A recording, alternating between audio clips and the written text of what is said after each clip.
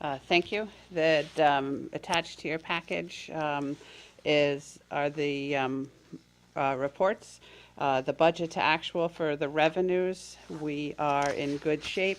The projected revenues are down just a little bit from last month, but that's most likely because we had to cut the month off early to get them to you on time for the first meeting. And so some of our closing entries are not included in there. That we have the budget to actual for the expenditure report, that we're also in good shape. It looks like we'll be coming in under budget. We have some transfers in there that we're going to ask for approvals on. The Board of Selectmen approves transfers within the department, so that if a department needs more money in supplies and less money in mileage, let's say, they would do that internally.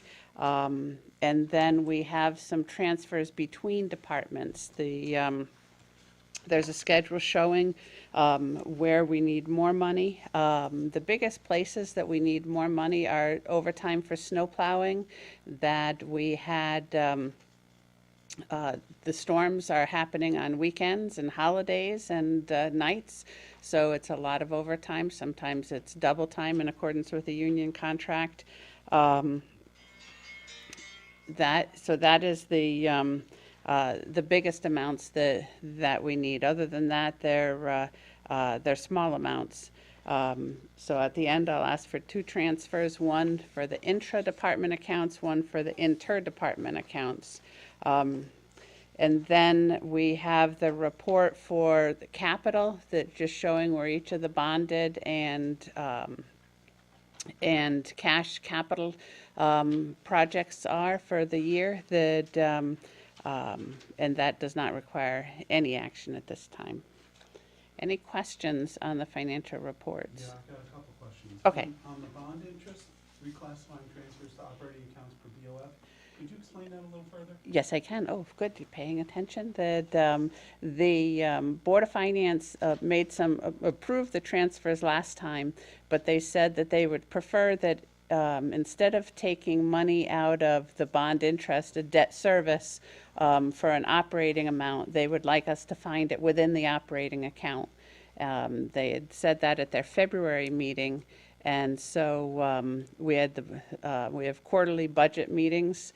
When we did those quarterly meetings, we were able to find it other places.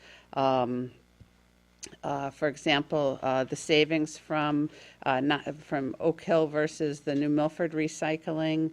Electric, there were some savings that we have someone on military leave, and the cybersecurity insurance were the biggest places where we had savings. So instead of taking the money out of things that were capital or things that were debt service, we've taken them out of other operating accounts. Oh, okay. So, and there's two items to move money for the school, the transfer to CNR and out of contingency also, is that correct? Yes, that part of the Board of Finance's strategic decisions on funding some of the capital is to use contingency for about $250,000 worth of projects.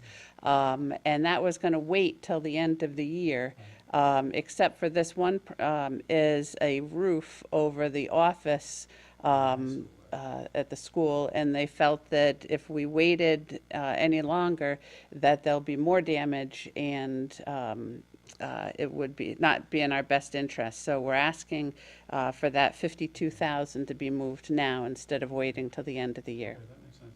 And then transfer to heart and hypertension, why did this go up? So we took money out of there and it wasn't operating, so that's just putting the money back in. Okay, fine, thank you.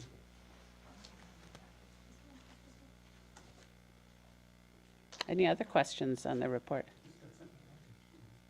I have a question that, I don't know if it's, I can ask it now or not, but, do we know where we are with the, bid for the locker room? For the, I know, that's why I said I wasn't sure. I haven't heard anything. Okay. Any other questions? Not for me. No, I'm fine. Does everybody have this page, Marcia, or no? They don't have it color-coded like yours, but yes, that's on the page that says, on the bottom right, it says expenditures to 329, page 1, that package. We've got something. Yeah, that's fine. I think Yes. No further questions for Marcia?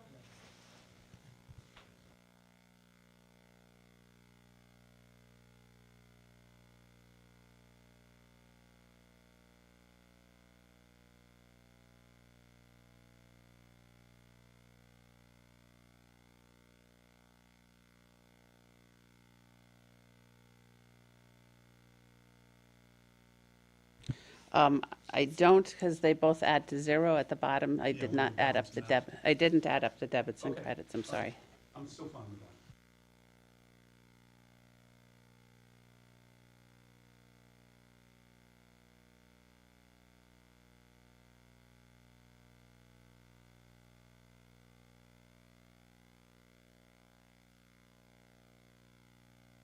Send to the Board of Finance.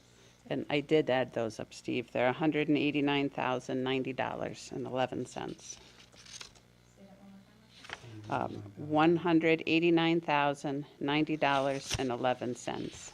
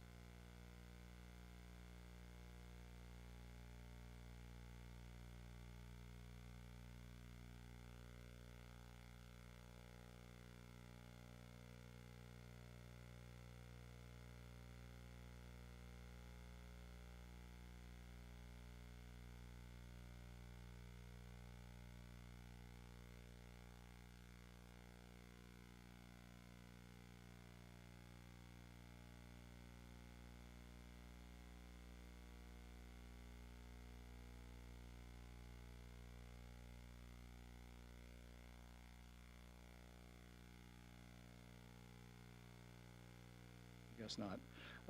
So that certified policies and procedures document was completed, and it was sent to the Department of Housing. Our application was then accepted, and it was given, and it is now published in the Connecticut Law Journal as a legal notice. And now here are our next steps. The application or the confirmation letter we got, that legal notice says that the public has until April 21st, in about 2.5 weeks or so, to make any public comments to our application. At that time, the public hearing closes. If there are no comments from the public, or if the comments can be addressed by the Department of Housing, there's then 60 more days until the Department of Housing does their final review and approve or reject our application. So that date is June 20th, plus or minus a day. I didn't count every day off to be exact. So on June 20th, I've got marked on my calendar, if not before then, to call the Department of Housing and ask, where are we with our application?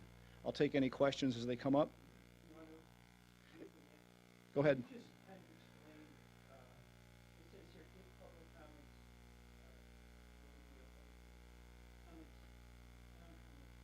Comments to the Department of Housing.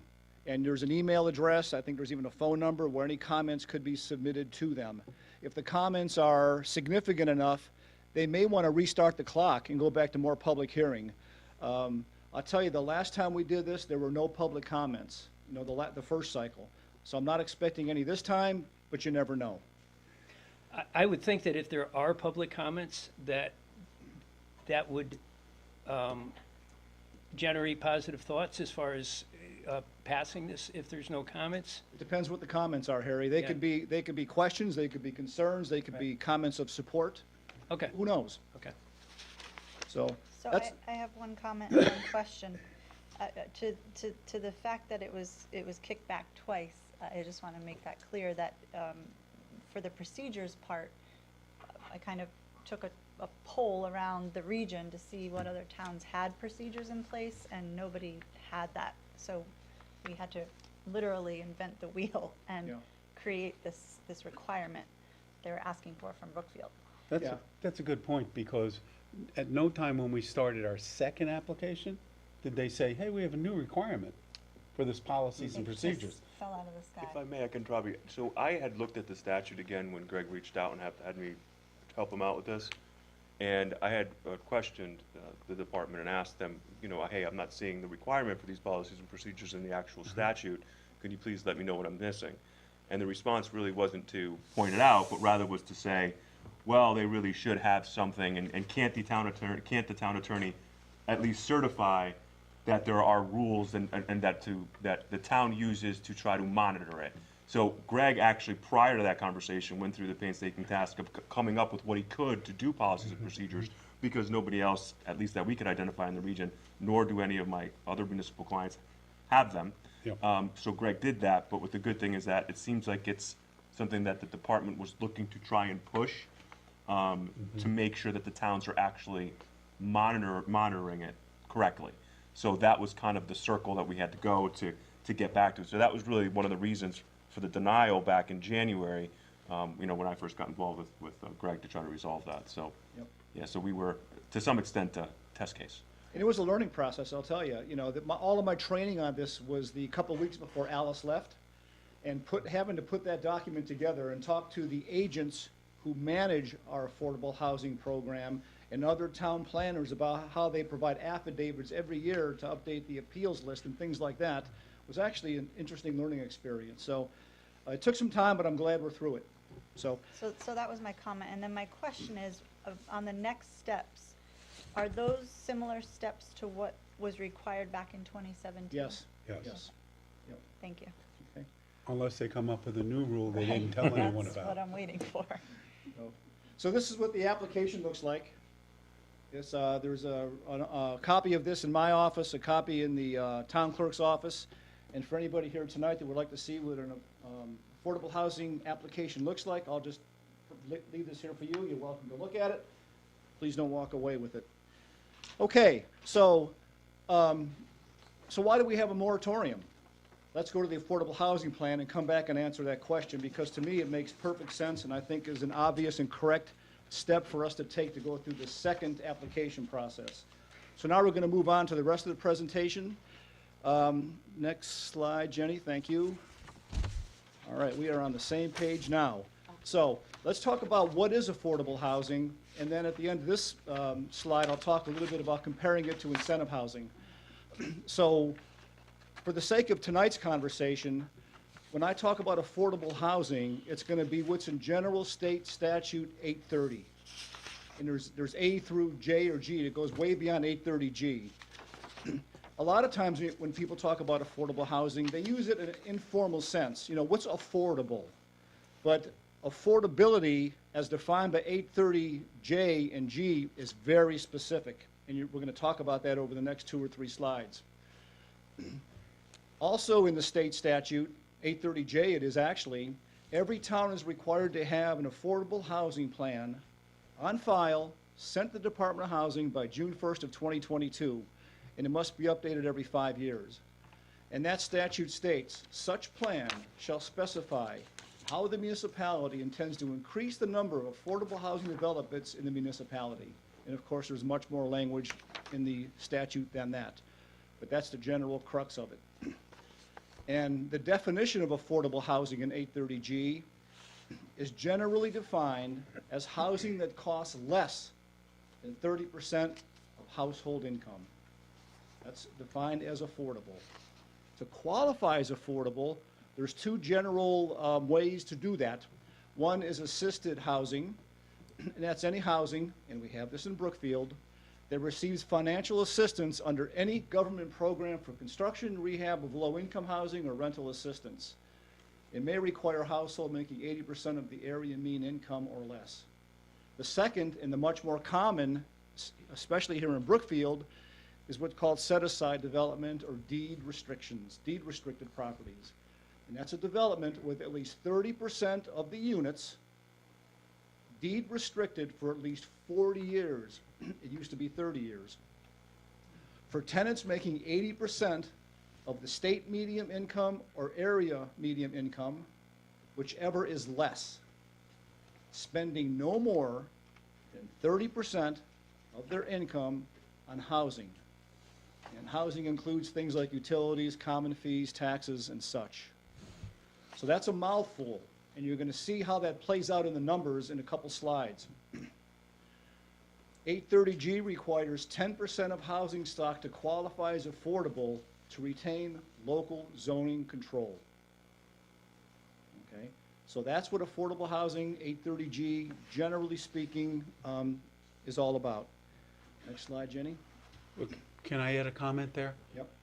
It's a little more than that. It means that any developer can come in and build anything they want and totally do away with all your zoning laws. That's where the guy wanted the 6-story building in the downtown.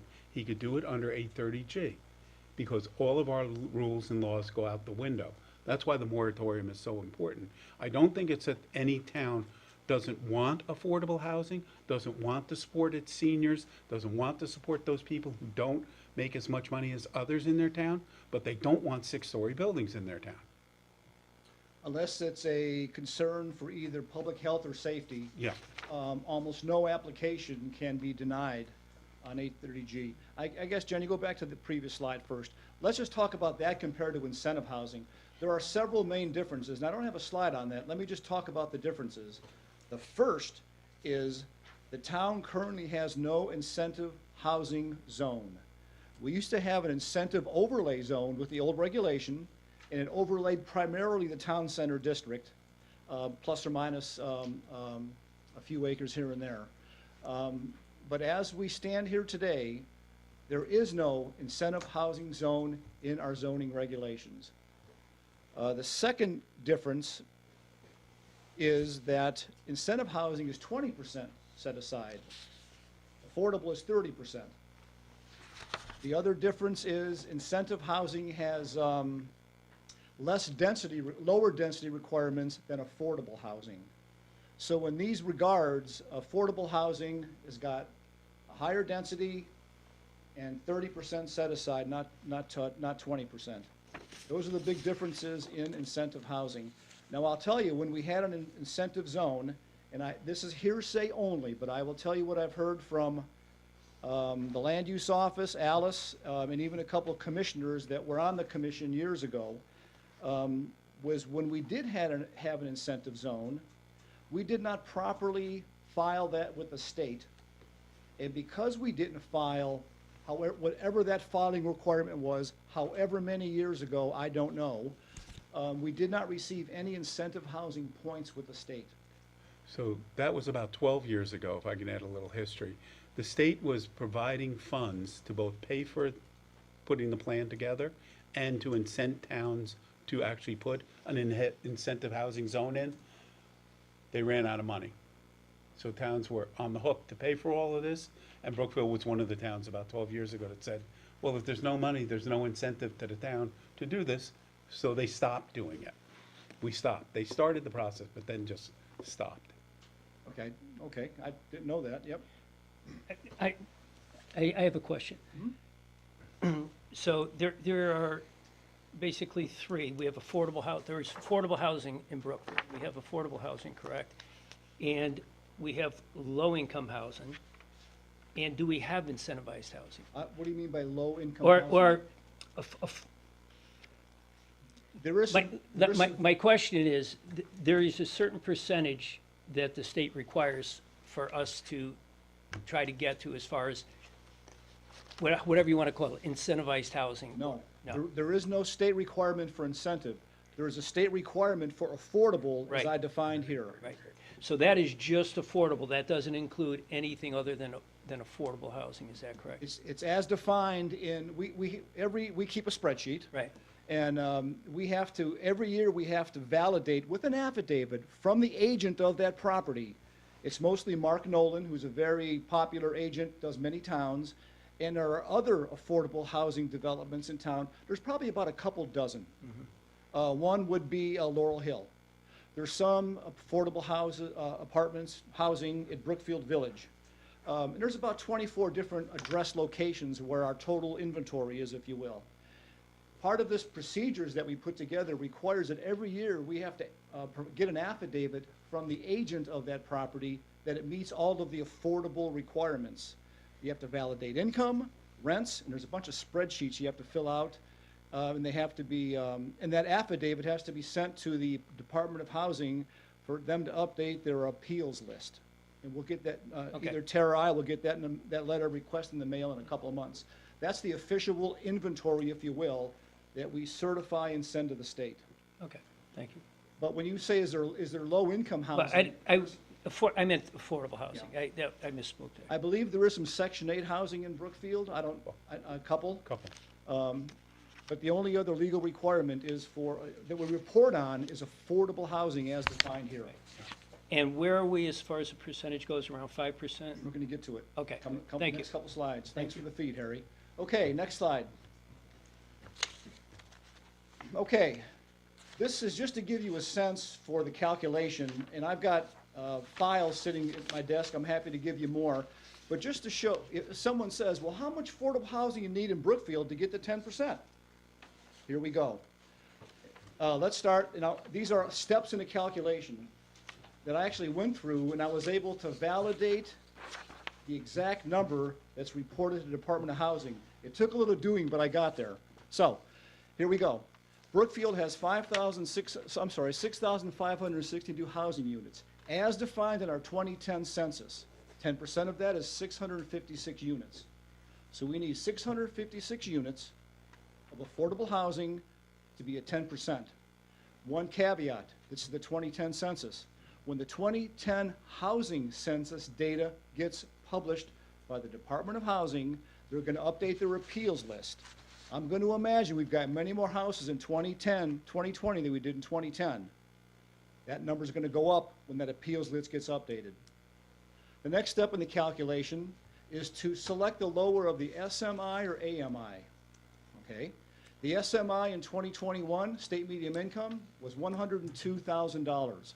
These are published numbers, and you can get these offline or whatever.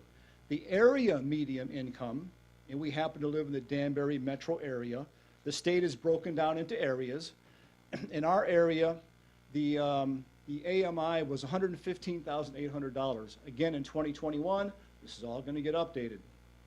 So you take the lesser of the two, multiply it by 80 cents, 80%, sorry, and that's $82,080. That number is adjusted for family size. So there's a table with family size from, 1 to 6 or whatever the number is. Then you go to a table, which is on the next page, I don't want to go there yet, and you select the closest income bracket from a table that gets generated, and then you add the number of households that qualify as cost burdened.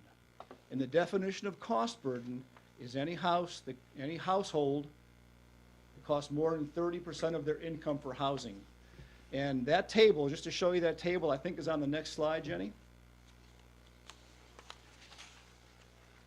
There's the table. So if you scroll through that and you look what I have in red, for those levels of income, different brackets of income, for either owner-occupied or renter-occupied, in red, for those income brackets, are households that spend more than 30% or more of their income on housing. So can I ask a clarifying question? Down at the bottom, you have total. So we're saying, excuse me, with this report, that over 34% of residents in houses and 37 point something percent of renters are cost burdened. Yes. That's what this table says. So I'm reading that correctly? You are reading it correctly. Okay. So, to go back to the calculation, that income at 82,000, you go to the bracket above, and you take the numbers in red, 277, I think that's 271 or 371. Go back to the previous slide, Jenny. Sorry, I'm having you work real hard tonight.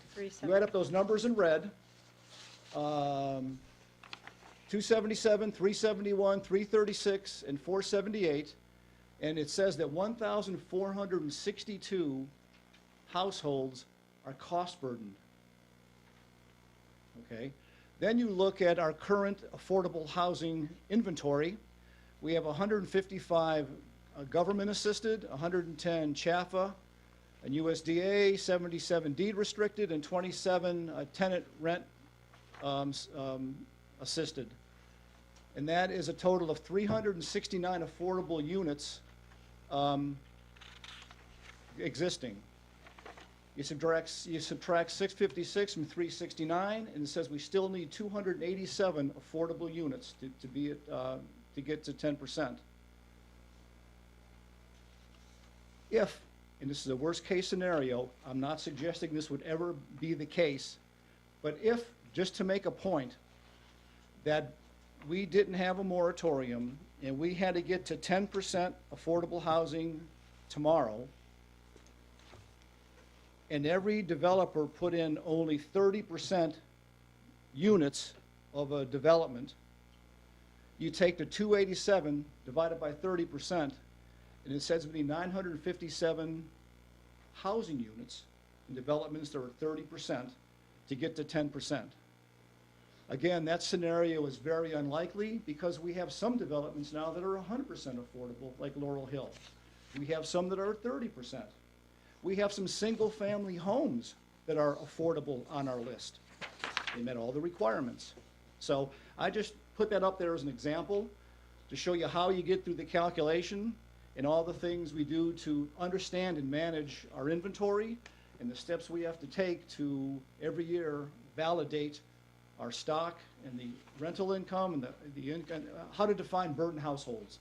It's quite an exercise, I'll tell you. It took me a while to get through this, but I think I understand it now. So Greg, for those towns who, and I know Ridgefield is one of them, they had a moratorium, they didn't build any new affordable housing, they lost it. What does the state do to towns that do not have 10%? There is nothing in the statute that requires a date by which every town must be at 10%. So it's a goal. The only thing the plan requires is you have an action plan. Okay.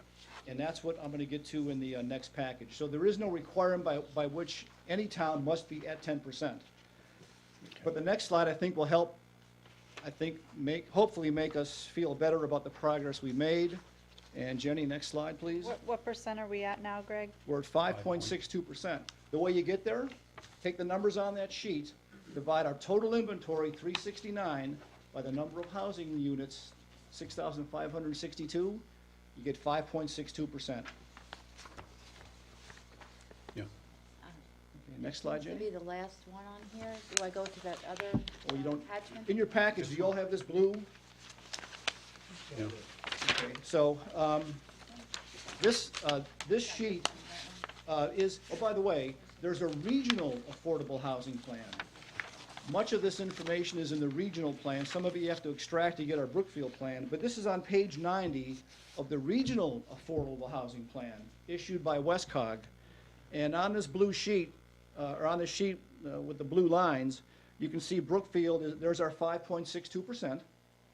And what I think is noteworthy or interesting to me is we're the 5th highest town on a percentage basis with homes that are affordable housing. You look at the towns with a higher percentage than us, it's Bethel, it's Danbury, Norwalk. it's Norwalk, and Stamford. Right. So, just to give you a sense for where we are, and, you know, with that, with all of that in mind, we put together an affordable housing plan. And that's the next package, deal in your package. I just want to hit on a couple pages. That's the second handout. I'm sorry, no handout, but it's in your package. So this plan, with the help of zoning, planning, economic development, the land use office, we put together our plan. This plan is now out in the public domain. There were 3 webinars last week hosted by Westcog. Several of us Brookfielders participated, and the regional plan was presented. And every town except 2 in our COG has their affordable housing plan on record as a draft. This is ours. I'm not going to go through our plan. I'll just mention that the plan that we're submitting is an annex to the regional plan. Next page, Jenny. We were instructed on, well, there are all the people that helped put it together. Thank you to zoning, planning, and others.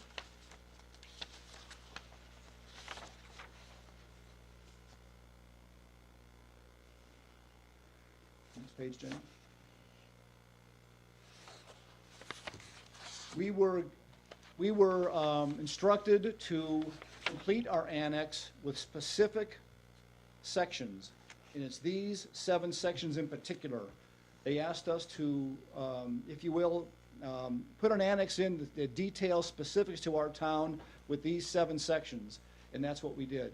I'm not going to go through them all, but I do want to point out a couple slides. So don't flip the page quite yet, Jenny. You can read the introduction, a community value statement, affordable housing in Brookfield, a housing needs assessment, land use and zoning assessment, Brookfield's housing market, and goals and strategies. It's all summarized in about 6 pages. So that is there for your reading pleasure. If anybody would like a copy, I'm happy to forward it to you. This is now out in the public domain. What I do want to do is talk about a couple graphs. So Jenny, if you can slide down to the appendixes. I won't bother with all the language. Most importantly, maybe, would be the strategies and plans. That is basically our to-do list for the next 5 years. I'll be in front of the zoning commission, I believe at their meeting on Thursday, to present this to them as a draft one more time. And then with their support, we're going to need an endorsement from the Board of Selectmen, and it's got to be a certified endorsement. It's got to go to the COG. So June 1st is coming around, so maybe I'll be in front of you next month. We'll see what zoning has to say Thursday night, but we need to keep the process moving here. And maybe the only slide I'll talk about is this one, and it's the history of our percentage going back to 2002. Look at 2005. We were under 1%. We've jumped up to 5.62% as reported now. So that's quite a jump. And I will tell you, some towns have called and said, Brookfield, how did you do it? Well, with Brookfield, with Laurel Hill, we kind of got a little surprised with that development. It wasn't all on purpose or planned, but it happened. So that's one important statistic to show the huge growth I think we've had over the past 15 years or so. And then I'm going to take you all the way back to the last slide on this package. And this is my closing pitch as to why I think not just me, but others think the moratorium is very much appropriate for us. Look at this chart. This shows Brookfield's sewer discharge rate going back to whatever that is, 1980 or so. So our sewer commission, way back in the day, had a discharge of about 50,000 gallons or so. And you could just look at the rather steady increase in our discharge rate to Danbury, where all our sewage gets discharged. And then you can look at the steep slope from 2020 to 2025, granted we're not there yet, if the developments we currently have on the books all get approved and built. That really never always happens. This is the worst case scenario, but if that does happen, we will be at about 380,000 gallons a day, and that is a number at which Danbury claims that we have a limit, a capacity limit on their sewer plant for a lot of reasons and conversations that all three of you know about probably a lot better than I. So in my mind, with sewer capacity limits, with the large growth of affordable housing over the past 15 years, our changing zoning regulations, and a lot going on with COVID and surges on this or that, it just seemed to make a lot of sense to have a moratorium. So that is why we put so much effort in getting this thing put in place. I hope it's approved. That is our affordable housing plan. Yeah, I would like to make a comment. Just when we first applied for this moratorium 6 years ago the reason was not to have affordable housing. The reason was to gain control over it. So somebody couldn't build a 6, 7. That guy could have built a 10-story building, and we would have had no control to say no.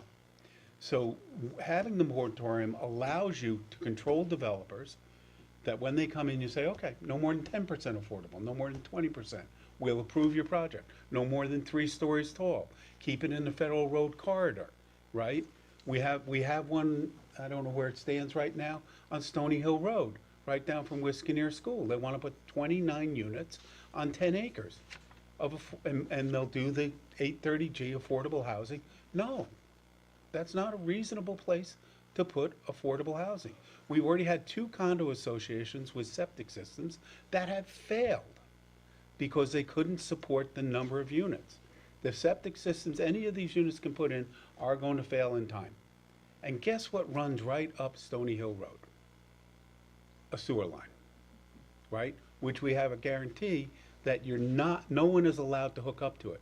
When we got it sent to the condominiums, our agreement with the state said we would not allow anyone else to connect to it. But if we have 29 units on Stony Hill Road and their septic fails, guess what the state's gonna do? They're gonna tell you, allow them to hook up. So that's not a real guarantee. So I believe that a moratorium is important because it allows the town to control this. If you don't, the 830G guys come in, the developer comes in from Chicago, builds a 10-story building, gets his money and moves out, right? He goes back to Chicago. He doesn't live here. We do. We need to control development in town. I don't know how you guys feel about it. Correct me if I'm wrong, Greg. I obviously agree how important the moratorium is. The moratorium aside does not restrict builders from coming in and building buildings that are not affordable. Correct me if I'm Well, wrong. if there's a moratorium in place, they have to follow our zoning regulations. They have to. Right, build so, whatever- exactly, so you could, my point is, they could come in and follow our regulations, but yet it's still going to be 200, 300, 400 more units under our current regulations and zoning laws, which to me is going to put us in a precarious position. Well, no, the 830G relaxes the density requirements. You could have more density with 830G. If we have an 830G moratorium, any developer must follow our zoning regulations, I'm saying if the developers follow our regulations, right? and our zoning laws, they're going to be putting thousands of gallons of waste every day, which to me, even though put aside affordable housing, put aside any of that, builders who want to come in and build conforming to our regulations could build another 1,000 units here. There's a sewer moratorium. Yeah, So I haven't talked about the sewer moratorium, not on the agenda tonight, but there's a sewer moratorium, but it I ties thought in that here. was lifted. The last thing I So- heard that was and lifted. it's not lifted. Okay. So, we spoke a couple of meetings ago about 456 units coming within the town center district area. There's a handful of developers. My question becomes, these folks bought this property, I guess, during the last moratorium. So they were under the auspices that they couldn't incorporate affordable, but then the moratorium died, so now if it doesn't come back, they can go back to affordable? Yes, To my knowledge, and I could be wrong, because I don't check every application that comes in every day, there are no 830G developments, applications into the land use office that I know of. Now, it's something I can certainly check. There are incentive. Right. Incentives got approved. Well, there's no moratorium on incentives. We don't have an incentive zone. When we had the incentive zone, many incentive projects, not many, 3 or 4, were approved in the TCD. Some of those are planned for construction, and at the presentation I made to you last month, I showed every planned project, and if it's market or incentive. And I broke it down. I had a column for how many apartments that were incentive, how many, and if it was an 80-20, or if they were market. So that was, I did that last month. So, but there's no 830G applications, to my knowledge, into land use since the moratorium expired. Nor were there any approved prior to the moratorium being put in place in 2017, that's right, to my knowledge. that's correct. So getting it approved again in 90 days from now, or whatever the timeline is at this point, by June 20th, would give us another 4 years to kind of just pause, but this isn't going away. It's a need across Connecticut. I guess it will give It's us not going time away. and other towns a chance to catch up, or Yeah, it gives us however an you wanna- opportunity to negotiate with any developer, and they come in and say, I want to build affordable housing, you need affordable housing. We say, yeah, we have to grow it, as you said, everyone in Connecticut needs to support this. But it allows us to control it. We say, okay, you can have 10% affordable, not 30, right? Here's the density you can have, here's the height of the building, we'll negotiate with you. Right now, we're in effect naked. A developer can come in tomorrow with that 6-story building and try to build it. And all our zoning laws go out, except for health and public safety. Now, for health reasons, the sewer might be a good thing, That's, right? Because we've reached capacity. So there's like 15 different competing facets to this that you have to be aware of and be very careful what you do. We're not at capacity now, though, right? Are we? we're at 340. There's a Three, mor- four. No, there's a we're mor- not there yet. We're talking sewer capacity? Yeah. There's a moratorium. Any project any application that was submitted prior to the date of the moratorium, which I think was some date in September, Right. is allowed to be approved. Right. Any future application after that date, and there have been several, there's some stipulations in this moratorium, you gotta read it, it's a mouthful, but it's really focused on high-density housing, because that's where most of the discharge is at. It's not with the commercial building and a couple bathrooms. Right. It's really high-density housing, which puts the real load on this capacity. Right. Do you know, I'm sorry, Steve, do you know where we're gonna be? Because there are 2 approved buildings that are going up on Station Road. There are 3 on Laurel. And then there are the 2 on, where Peter's Imports are and then the one where, They've all been approved. right, but where are we going to be once those are filled with? Right behind you. We're gonna be approaching, we're going up that slope. Yeah. Okay, so that we're at includes about those in. Oh, yes. Okay. That's why that slope jumps up. It's those 340,000 Okay, those projects. I'm This sorry, I didn't includes realize that. Pre-approved, the WPCA, if a developer comes in and says, I've got 100 units and I want to build in 3 years, they pre-approve Okay. a certain amount of capacity. Okay. This includes that. Okay. If I can make one- I didn't realize that they were in. Yeah, Yeah, the year's Thank you. 2025 on that last year, and it includes all those projects, if built. actually being built.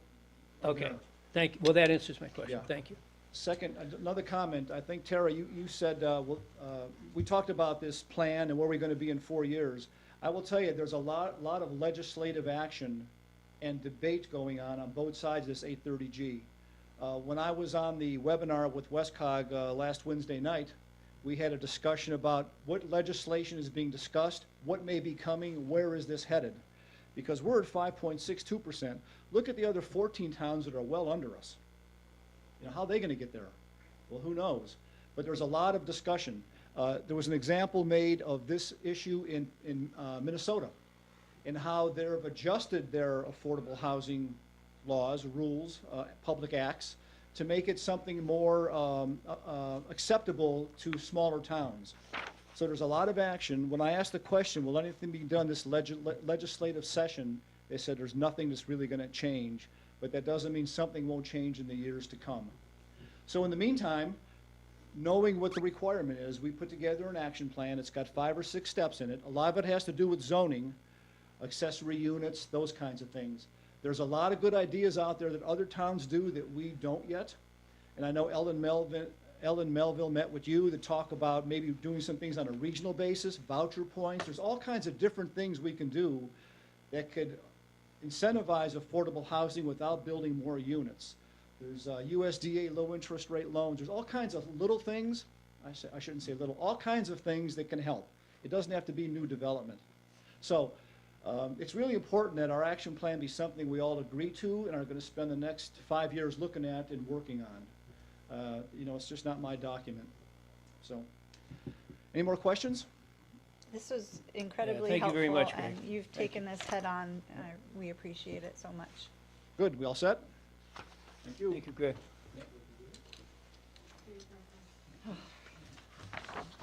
All right, back to the agenda. I think we were on item 5, new items. The Municipal Grant Program. This is a yearly program that provides state matching funds for transportation of seniors and persons with disabilities based on the land area population of those aged 60 and over.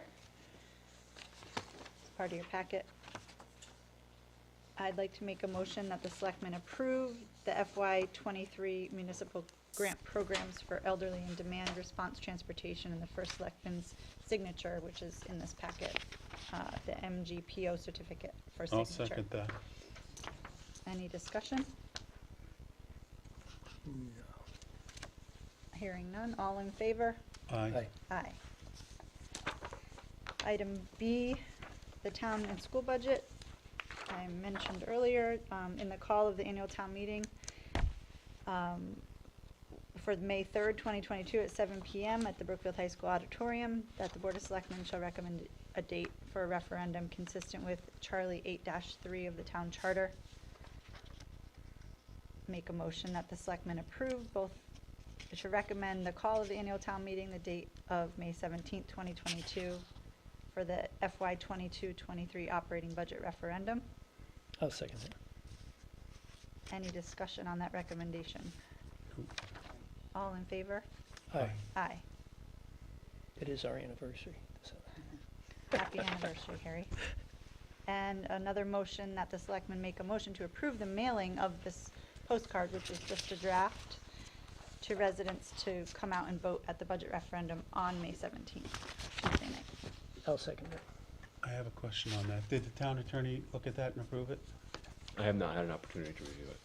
But if you want to make a motion pending, my Okay. approval of it, I think that would work, just so I don't have Yeah. to. Yeah. Just, Sure. no, such was not a last I'd like minute to thing, but happy to amend look the at it. motion. This gets really sticky sometimes, so it's good to have the Yeah. town attorney review it. Yeah, happy to. Okay.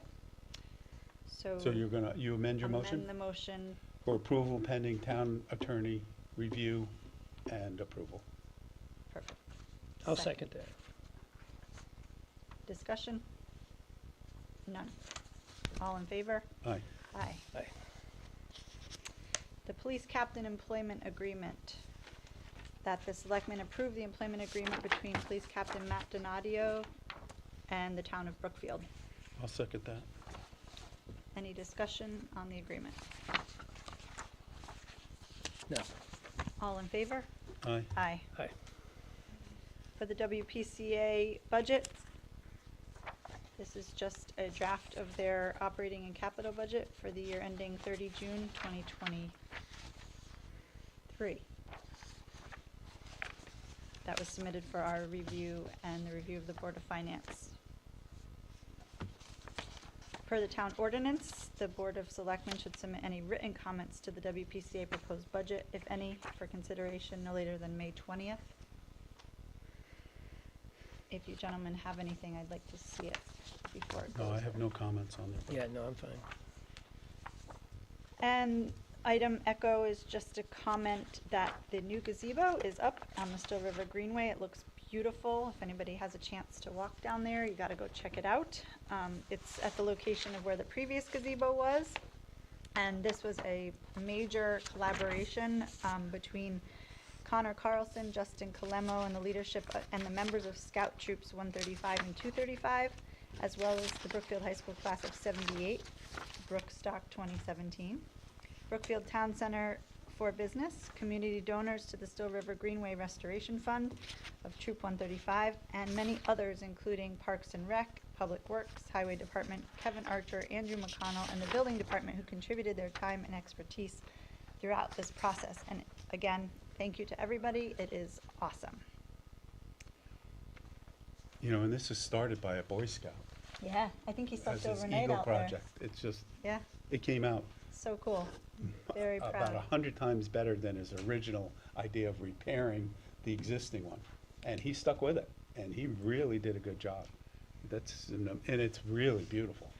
It's really beautiful. Yeah, it's pretty awesome.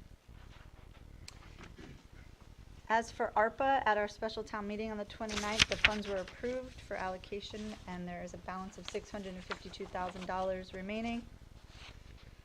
And I'd just like to add that that's on the town website, I believe now, Ginny. Some residents were asking for the slides that were presented that night, which allocate all of this. For item B, Amendment 16, on the 6th of December 2021, the Selectmen tabled Amendment 16 relating to compensation clarification in order to have an opportunity to discuss with RBAC. At a January 2022 meeting, the RBAC recommended that the Board of Selectmen not proceed with the proposed Amendment 16 to the Brookfield Retirement Plan. Not sure if you want to recuse yourself on this one, but I'd like to make a motion that the Selectmen make a motion to dismiss proposed Amendment 16 as recommended by the Retirement Benefits Advisory Committee. I'll second that. May I just make one comment? So this is a motion to dismiss the amendment, so if for some reason it fails or there's an amended motion to approve, then there could be issues as far as recusals, obviously because there's members of the board that would benefit by it. So, but because it's a motion to dismiss it, I'll still recuse myself. Okay, I was going to give No, I was I'll going to give still an recuse. opportunity for anyone who felt otherwise. No, but- no, so everyone understands, if I recuse myself, I've taken myself out of it. Correct, and that's fine. So you're seconding, Harry? Yeah, I second. No discussion, I'm fine. All in favor? Aye. Aye. I recuse myself. Great. Consent agenda, I'll give you guys a few seconds to just look these items over. I'm fine with all. They're good. Yeah, I've already looked through You these. might want to mention the new employees, All employee right. changes. Yeah, we did have an employee change. Sam Flynn departed the assessor's office, and we hired Karen Hansen on the 14th of March as the assessor's aide. So, you guys are good? Mhm. Make a motion that we approve, the Board of Selectmen approve the items on the consent agenda. I'll second Uh, that. Do we still have one more on the next page? Or no, is that not on the That's consent? Oh, no, after. okay. I'm all set with that, thank No you. discussion, all in favor? Aye. Aye. And we have two appointments. One is not listed. The first is for the Brookfield Housing Authority. I'd like to make a recommendation that the Selectmen appoint Amelia Melanthe, I'm sorry, say it. Melanophy, filling a vacancy on the Housing Authority for a term 4/4/2022 through 2/2/2026, as recommended by the Republican Town Committee. I'll second that. Any discussion on this recommendation? No. Yeah, I would like to. We're really excited about Amelia coming on board. One of our goals, or one of my goals, was to, the Housing Authority has had some vacancies for a while now, and we have been able to now fill them. Amelia is going to be the head commissioner on there, taking Mike Steele's place, and we're just really excited. And I also want to take a second to just thank Mike Steele for his dedication and work. with the Housing Authority, and he went out of his way to just help Amelia and talk with her and kind of give her some guidelines. So thank you very much, Mike. Yeah, I'm glad you brought that up. Mike was a force and a total wealth of knowledge when it came to all things Housing Authority, so thank you, Mike. Just I agree. He's done a fantastic job, Awesome. and it's not an easy job. It's not. All right, so no further discussion? All set. All in favor? Aye. Aye. And then there was another recommendation that came in today. We should probably just do a motion to add to the agenda if it hasn't been. Yeah. And Thank then- you. And All after right. that, we can go ahead and do the regular motion, discussion and approval. So I'd like to make a motion to add a recommendation for appointments for, to the agenda for the Lake Lillonona Authority. I'll second that. Any discussion? No. All in favor? Aye. Aye. So this is for the Lake Lillonona Authority, and I'd like to make a motion that the selectmen appoint Grant McMahon. And I do have his, I'm not sure if everyone had a chance to grab this. I have. Okay, good. I have. To fill the vacancy on the Lake Lillonona Authority for a term of 4/4/2022 through 2/5/2024, as recommended by the RTC. I'll second. Any discussion? None. All in favor? Aye. Aye. Aye. And any public comment this evening? Yes. Yes. So Greg Dombrowski, real quick. I just want to welcome you to the Brookfield Housing Authority. I will tell you, one of the best opportunities we have when it comes to affordable housing growth is to partner with other towns. I've been working with Michael Steele and Howard Lasser for the past couple months on this affordable housing plan. They're a key element of what that plan is, and I think it can fill some important gaps for us regionally, not just in Brookfield. So I look forward to working with you as well. There's something, I think, nice that can happen here that I think will be of benefit to the region, not just to Brookfield. So, thank you. Great. Thank you, Thank Greg. you, Greg. Any additional comments? None? Like to make a motion to adjourn? I'll second that. Discussion. All in favor? Aye. Aye. Aye. Thank you, Brookfield. Hey, Marcia, can I ask you one question? Sorry, Steve. Got it. How are you doing? I'm doing well. How are Hi, you? How's everything? how are you? Congratulations, and thank you for volunteering. Yeah. How are you?